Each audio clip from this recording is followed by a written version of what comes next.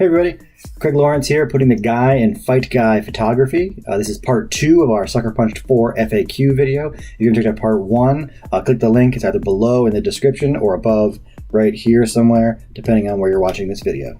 Thanks.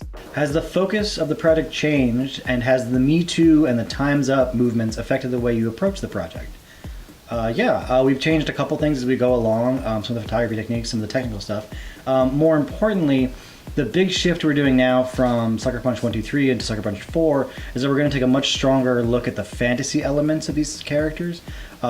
We try to stay true to the source material and keep things very theatrical firearms oriented, but given recent events, given the way that gun culture is being talked about right now, we're taking a step back from that and widening our view a little bit. We're also shifting our focus because a lot of the women involved in this project can identify with our themes. Not only do we want to support Rain, but we identify as well. The Me Too and the Time's Up. I think that a lot of us have experienced this on a day-to-day basis. I personally can share stories.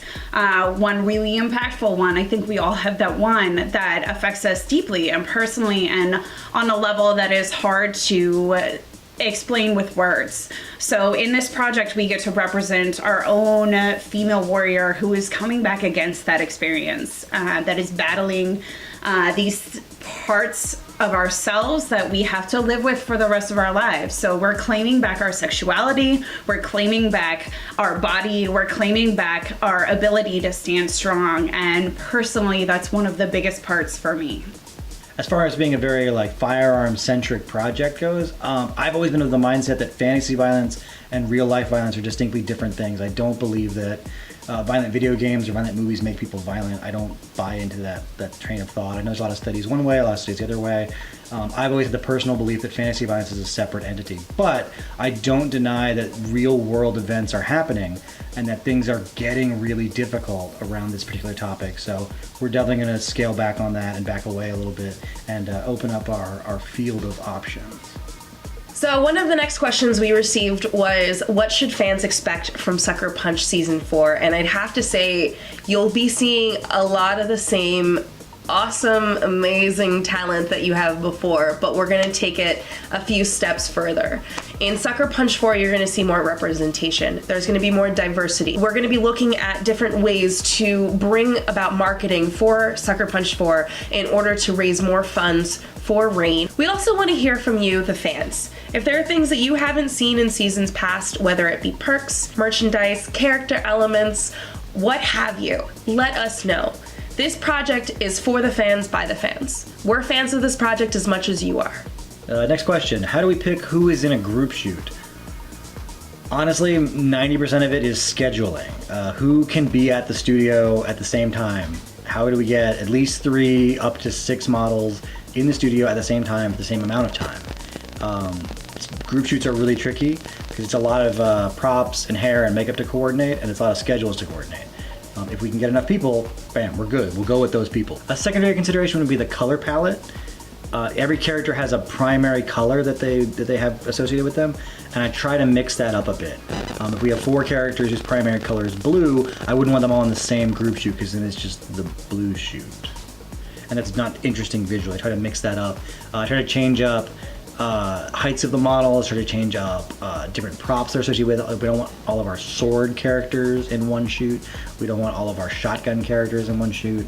We try to create a group that's dynamic and can play off each other well. Another question that comes up quite a lot is, does this project seem male-gazed? Well, it can certainly seem that way, but 98% of the team involved in these characters and this production are in fact female.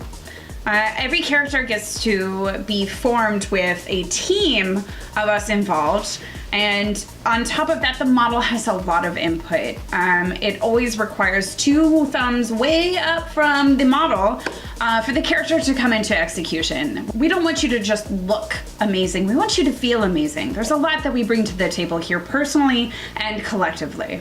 So as Drea said before, this project is all about women reclaiming their sexuality and what they deem is appropriate to display as far as their bodies are concerned.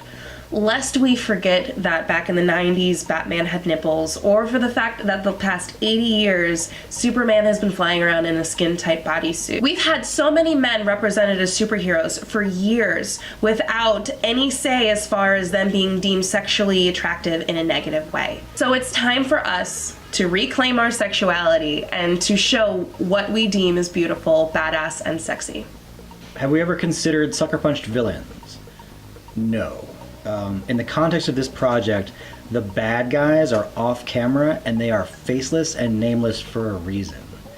The villains of this project are oppression and harassment and racism and bigotry. To create an embodiment of that, I think lessens that struggle. Much like the source material that we pull from, the fight, the warrior aspect of this is symbolic. It's symbolic of fighting against the oppression, fighting against the harassment, fighting against the bigotry. Sucker Punch Villains doesn't work in that concept. We may do a different cosplay project at some point that involves villains, but Sucker Punch is all about heroes. It's all about standing up to the negativity. Last question. Will there be a Sucker Punched 5? Yes. Absolutely. 100%. I certainly hope so. The feedback we've gotten is amazing, and the interest is there. People want to do this project. I'm happy to run it for as long as people keep wanting to do it. We anticipate a huge amount of support in Sucker Punch Season 4. It's so much so that we can't fit it in one season, so logically there must be another. Right. With as many of you that have already applied, and we're expecting even more applications, we definitely want to make an SP5 so that those that don't get into SP4 do get in. We want to keep this continuing. We want to keep going with empowering women. And there's opportunities to expand upon things in Season 5. We can go beyond just photo shoots. We can go into more ways to raise money for RAINN. We can do charity events, fundraisers, what have you.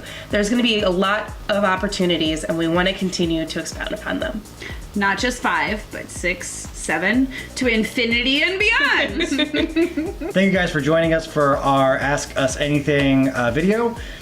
Hopefully you guys will like this and subscribe to us and follow us on FightGuy Photography on Facebook, FightGuy Photo on Twitter and Instagram, and hopefully we'll see a lot more of you submitting your applications to us because our casting call continues until February 15th.